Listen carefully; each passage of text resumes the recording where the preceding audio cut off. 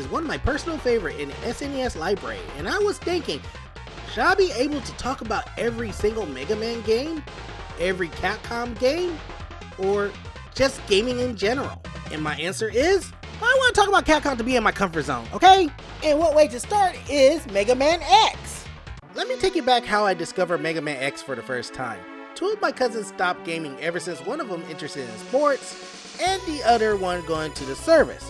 When I was 16 years old, my mom wants me to grow up from gaming, but I want to create a video game character that I'm inspired by Capcom and some Metroidvania games. And that's the reason why I want to create Kerry Kickmore. My first Mega Man game was Mega Man 4. When I started this game, and to this day, Mega Man 4 is my favorite game hands down. You can say the charge shot is smaller than the ones in Mega Man 5 and 6, but that thing can pierce to the freaking heavens! Anyways, unlike the original predecessors where you had to see the stage select screen, select the stage of a robot master, play through the stages and beat them, rinse and repeat until you reach Dr. Wily's castle, here the game will place you to an intro stage. You have to go through robots, helicopters, and cars until you reach Vile and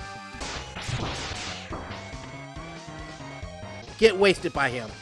That's when you're introduced to a character go by the name of Zero. And I was thinking, hey, maybe I will play as him one day. Well, not in the first game, but later on you'll be playing as him. And don't you know that Zero is supposed to be a protagonist instead of X? Yeah, Keiji Inafune wants Zero to be a protagonist in the series instead of X because he was craving for something different. But the higher ups from Capcom decided not to go with his idea and began having X as a main protagonist because for them, they're afraid that the audience of the Blue Bomber won't recognize this new person. But Keiji didn't give up on the idea of having Zero as a protagonist because he wants everyone to love Zero so much that he should end up having his own game. And boy, oh boy, it happened. The game mostly focused on X, one of Dr. Light's final creation before his passing was built to think, feel, and understand like normal humans do. When Dr. Light decided to seal X in the capsule for 30 years, he put out a statement that when a capsule opens before 30 years, someone's about to die! Okay, that's a bit extreme, but yeah, wait for 30 years. Luckily, the capsule was released 100 years later, were found by Dr. Kane, who is a researcher who wants to make the world with humans and robots coexist. Which taking the models of X and use it to create robots that can also act and feel the same way as humans do, which they call Reploids. However, the Reploids must abide by the only law of robots: never harm a human being, which when they do, they will be labeled as Mavericks. But Dr. King created a group of law enforcement for the Reploids, which entitled the Maverick Hunters.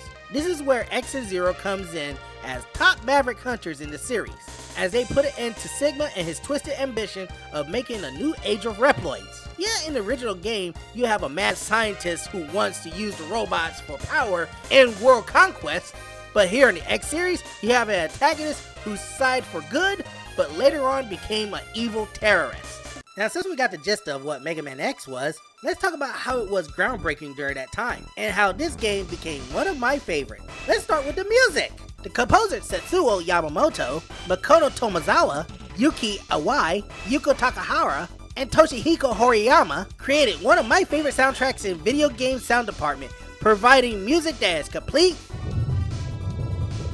bangers! This is where I fall in love with video game music in general thanks to this soundtrack. And later on, Yamamoto went on to compose other soundtracks from Capcom such as X-Men Mutant Apocalypse. As for the stages, the majority is where the changes were made once you defeat a Maverick. After you beat Chill Penguin stage, the blazing hot lava in the factory will become frozen solid. When Storm Eagle's defeated, the power plant becomes a massive waste after the aircraft crashes in. When you defeat Launch Octopus, the water supplies from the ocean flooded the forest. The only stages that never left any changes are the Armor Armadillo stage and Boomer Quanger stage. Those are left untouched. The elements in this game is freaking wild. Unless you get into Mega Man X6, and by God, I don't want to talk about. Now for the heart upgrades, sub-tanks, and armor parts. If you look at the health meter, it's not as long as the original Mega Man, and as for the new players will be like, what the hell is this? Then when you play through the game and you manage to find some small red icons, you notice that the health meter begins to grow. And when you collect all 8 of them, it's become maximum. Capcom decided to go full Legend of Zelda on us because of those changes. Remember the E-Tanks the original Mega Man? Well, how about you can refill them by using sub-tanks? Collect all 4 of them in the stages, and when you start collecting health pellets, it begins to fill up. Armor upgrades are useful. There are 4 armor upgrades you can find in Dr. Light's capsule. When you start at Chill Penguin stage, Dr. Light will give you a leg upgrade for you to smash bricks with your foot, and you can dash as well. Head upgrade will protect you from falling rocks and smash bricks like a certain Italian plumber. Chest upgrade will cut your damage in half, and an arm upgrade where you can charge your arm cannon. Not only you give your buster a full major impact, but also your sub weapons too. Now for the most powerful weapon in the game, the Hadouken. Go to Armor Armadillo stage after you get all the sub tanks full, all the sub weapons before you reach Sigma's fortress, and plenty of lives you need before you do this trick. Because trust me, you need them. Make it through the stage with full health. After you reach the end, game in yourself. Do this 5 times, and you will see Dr. Light cosplay as Ryu from Street Fighter present you the Hadouken, a one-hit kill that will work when your health meter is full. This was a game changer when it comes to quality.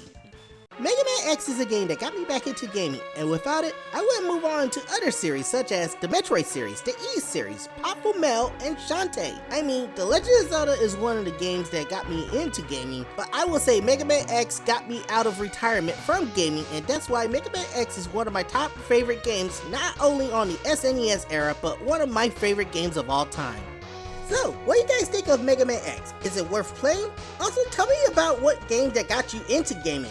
But also, what game that got you out of your gaming burnout? Comment below and share your discussion. This is Lina Artemis saying, see you in space, cadets.